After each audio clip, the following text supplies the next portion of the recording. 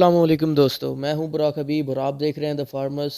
तो दोस्तों, जब भी हम घर में कोई परिंदा या जानवर रखने का सोचते हैं तो उसे रखने से पहले हमें इन बातों का पता होना चाहिए कि वो किस माहौल में रहते हैं, क्या खाते हैं, उनके लिए दर्जा हरारत क्या होना चाहिए, ब्रीड कब करेंगे, कितनी देर में ब्रीड करेंगे, उनके लिए जगह कितनी दरकार है और इंसानों के साथ उनका बिहेवियर कैसा है।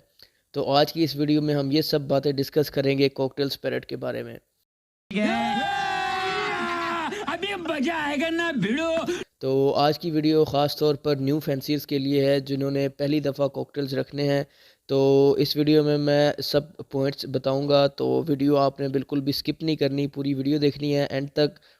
दोस्तों, कॉकटेल जो है वो पैरट्स की काकाटू फैमिली से ताल्लुक़ रखता है। बजीज़ के बाद घर में सबसे ज़्यादा रखा जाने वाला परिंदा कॉकटेल ही है।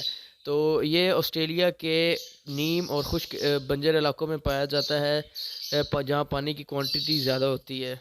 अगर इसकी हम कलर्स की बात करें तो ये नेचुरली तौर पर 22 कलर्स में पाया जाता है और उसके बाद ब्रीडर्स की वर्किंग की वजह से इसकी बहुत सारी म्यूटेशंस इसकी निकली हैं इसके बाद। तो अगर हम बात करें इनको रहने के लिए जगह कितनी चाहिए होती है, तो अगर हम इनकी स्पेस की बात करें तो कम से कम इनके लिए 3 बाय 1.5 फीट का केज होना लाजमी है। अगर इससे कम होगा तो इसमें ये ब्रीड बहुत मुश्किल से करेंगे, इनको फ्लाई करने के लिए भी बहुत मुश्किल पेश आएगी। तो आपने इनके लिए कम से कम 1.5 बाय 3 फीट का केज लाजमी लगाना और है। केज में आपने स्टिक लाजमी लगानी है ताकि इनको बैठने में और मेटिंग करने में आसानी हो। और आपने इस बात का ख़ास ख्याल रखना है कि स्टिक जो है वो बिल्कुल फिक्स होनी चाहिए। अगर स्टिक हिलती होगी तो उनकी मेटिंग में प्रॉब्लम होगी, जिसकी वजह से आपको इनफर्टाइल अंडों का मसला फेस करना पड़ सकता है। तो इस बात का आपने लाजमी ख्याल रखना है। तो अब बात कर लेते हैं इनके मेल और फीमेल के डिफरेंस के बारे में। तो दोस्तों, ग्रे कॉकटेल्स में मेल और फीमेल का अंदाज़ा लगाना बहुत ही आसान है। जो मेल होता है उसका जो फेस होता है वो वाइट होता है और उसके फेस के ऊपर ऑरेंज कलर का स्पॉट होता है, जबकि फीमेल का चेहरे पर ग्रे मार्किंग ज़्यादा होती है और हेड भी बहुत मदम होता है। चारकोल कॉकटेल्स के चेहरे के ऊपर स्पॉट नहीं होता, पर उसके जो पर हैं वो रंगदार होते हैं। चारकोल कॉकटेल्स और ऑरेंज चिक कॉकटेल जब मोल्टिंग क्लियर करके 7-8 मंथ्स के होते हैं तो जिन कॉकटेल्स के परों के नीचे और दुम के नीचे छोटे छोटे स्पॉट्स होंगे, वो समझ लें कि वो फीमेल होगी। और जो मेल होगा उसके परों के नीचे 6 मंथ्स तक हल्के हल्के स्पॉट्स होंगे और जब तक वो अडल्ट होता जाएगा वो स्पॉट्स बिल्कुल रिमूव हो जाएंगे। तो आपने देखना है कि जिसके परों के नीचे स्पॉट्स नहीं है वो मेल है और जिसके परों के नीचे स्पॉट्स हैं वो फीमेल। तो अगर हम इनकी एवरेज उम्र की बात करें तो इनकी एवरेज उम्र 15 से 20 साल तक होती है और 1.5 साल की उम्र में ये ब्रीड करना स्टार्ट कर देते हैं। तो अब बात कर लेते हैं इनके टेम्परेचर के बारे में कि कम से कम इनका टेम्परेचर कितना होना चाहिए और ज़्यादा से ज़्यादा टेम्परेचर कितना होना चाहिए। तो ज़्यादा से ज़्यादा टेम्परेचर इनका 38 या 40 डिग्री होना चाहिए और कम से कम 4 डिग्री टेम्परेचर होना चाहिए। इतने टेम्परेचर में सर्वाइव करेंगे। अगर इससे कम या ज़्यादा टेम्परेचर हुआ तो इनकी डेथ भी हो सकती है। तो अगर बात करें हम इनकी ब्रीडिंग की तो ये बॉक्सेस में अच्छा रिजल्ट देते हैं। मटकियों की निस्बत बॉक्सेस में ये बहुत अच्छा रिजल्ट देते हैं। एक क्लच में फीमेल 4 एग्स ले करती है। इसका साइज़ तकरीबन 10 इंच का होना चाहिए। अगर आप इससे छोटा बॉक्स लगाएंगे तो ये उसमें बिल्कुल भी कंफर्टेबल नहीं होंगे और बहुत देर के बाद ब्रीड करेंगे।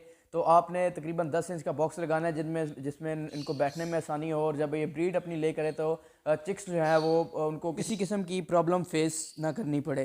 तो दोस्तों, बॉक्सेस के साथ साथ आपने इनको नेस्टिंग मटेरियल लाजमी प्रोवाइड करना है। नेस्टिंग मटेरियल में आप लकड़ी का मोटा बूरा प्रोवाइड कर सकते हैं, जो ना कि ज़्यादा मोटा और ना ज़्यादा बारीक हो। तो नॉर्मल सा आपने बूरा नेस्टिंग मटेरियल के तौर पर आप इनको प्रोवाइड कर सकते हैं। तो अब बात कर लेते हैं इनकी खुराक के बारे में, जैसे कि सीड मिक्स। तो सीड मिक्स में आपने इनको कैसे सीड मिक्स प्रोवाइड करना है, उसमें क्या क्या चीज़ें होनी चाहिए। तो सीड मिक्स में आपने सबसे पहले इनको बारीक कंगनी, लाल कंगनी, बाजरा, कनेरी सीड, सूरजमुखी के बीज, भंग के बीज, चावल, जई, कुर्दम। तो आपको मार्केट में बना बनाया भी दाना मिल सकता है। अगर आप मार्केट से दाना नहीं लेना चाहते तो आप ये सारी चीज़ें सेम क्वांटिटी में लेके खुद अपने घर सीड मिक्स तैयार कर सकते हैं। तो अब चलते हैं सॉफ्ट फूड की जानिब। तो सॉफ्ट फूड में आप इनको एग ब्रेड प्रोवाइड कर सकते हैं। एग ब्रेड बनाने का तरीका ये है कि आपने एक अंडा लेना है, उसको अच्छी तरह से बॉयल करना है।